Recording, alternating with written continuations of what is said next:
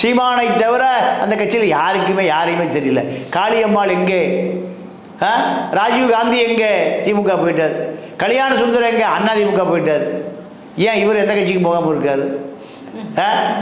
அப்போது சீமானை பொறுத்த வரைக்கும் சீமான் வியாபாரம் செய்வதற்காகவே ஆரம்பிக்கப்பட்ட ஒரு கடை.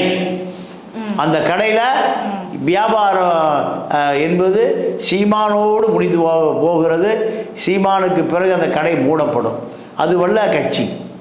கட்சி என்பது பல தலைவர்கள் இருக்கணும், இரண்டாம் கட்ட தலைவர்கள் இருக்கணும், அதில் வியாபாரிகள் இருக்கணும், பத்திரிகையாளர்கள் இருக்கணும், சமூக சிந்தனையாளர்கள் இருக்கணும், விரிவுரையாளர்கள், எல்லாம் கலவை தான் கட்சி.